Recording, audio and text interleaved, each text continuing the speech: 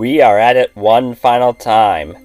That Nickelodeon tune where a robotic girl was built to protect the environment and wants to live as a teenager.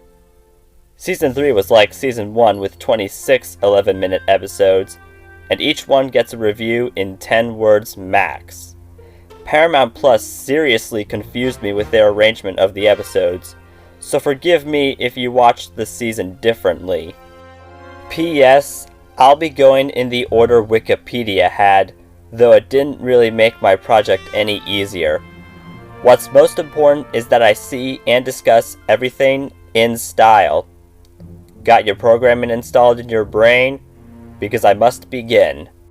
Hey, I'm Owen, the fiction fanboy, and here's every episode in the 3rd season of My Life as a Teenage Robot, reviewed in 10 words or less. Eek! Easter eggs everywhere! Time surprisingly flew by for the bot lover.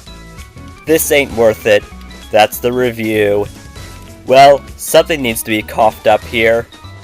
Attraction anxiety. Could this be an amusement of its own? A melody that played alright. One director's cut for fans to forget. Looking and acting as talents. No uncle here, so... Bob's your uncle. Somebody drank jealous tea. Filed for figuring out. Hit the brakes or hit by braking. Crusts against Vexus. A delicious buzz. I get spots, you get spots, we get spot... Oh. Underestimated the toy Jenny has. Doggone that date dilemma.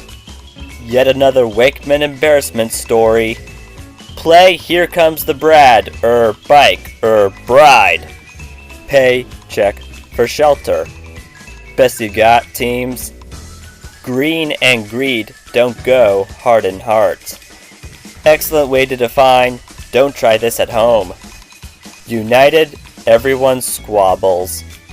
Cleansed. Inferior and backward version of Sister Sledgehammer.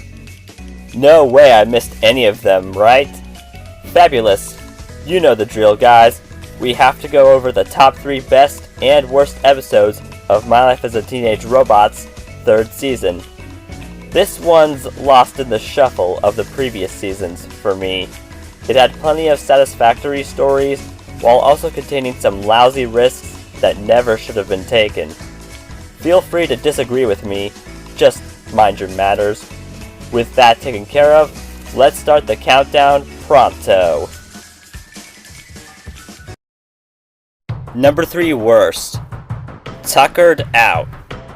In order for Tuck to pass 2nd grade, he must do a project on his hero, so he decides to make a movie on XJ9.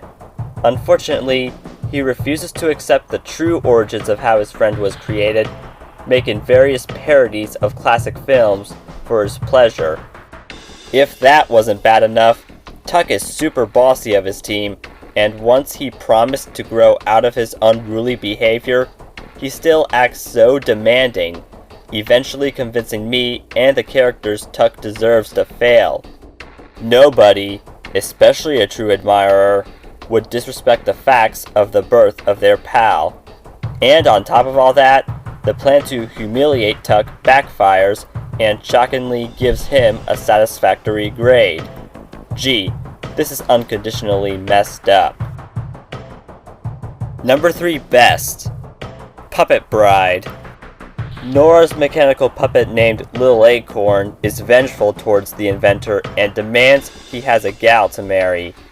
Before a spouse could be made, he sees Jenny and claims her as his, causing loads of concern.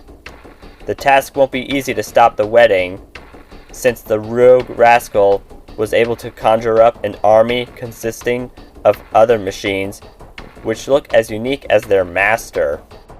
This genuinely felt like a grinner, with a parody of the Song That Never Ends, and because the protagonist was in her teenage years at the time, she had the appropriate reaction to Acorn's plan.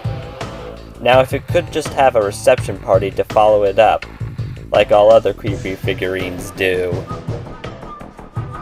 Number 2 worst. Trash talk.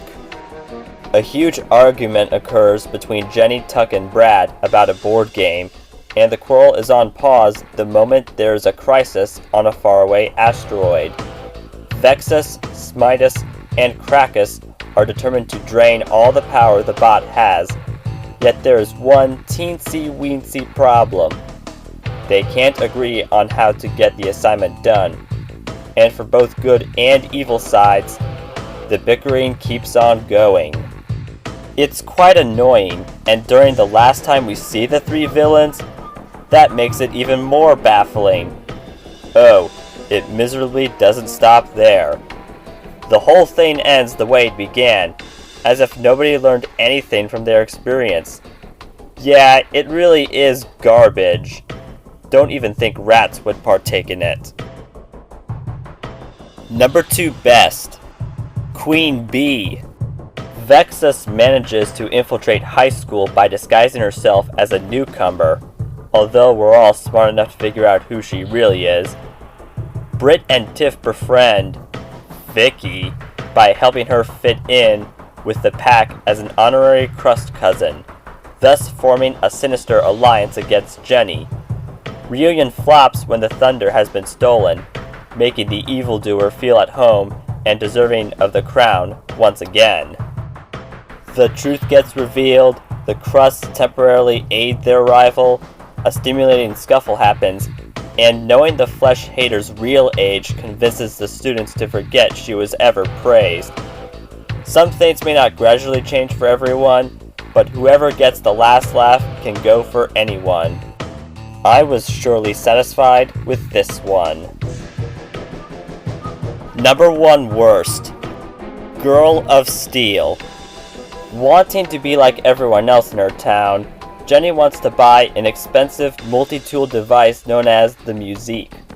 In order to get the fancy accessory, she needs a whole lot of money, and similar to a bunch of adolescents, the way to earn moolah is by doing a job. Sadly for the metallic miner, she kept getting fired, and rather than try harder, she decides to shoplift and have Ruby Rocket, a burglar she made up during her escape attempt, take the blame. Things got worse during Jenny's efforts to right her wrong, and my biggest gripe with this episode is not understanding why Jenny needs a Musique so desperately, considering that A, she's already capable of doing the things the gadget can, and B, has been standing out from the crowd basically her entire life. I honestly can't justify what she has done.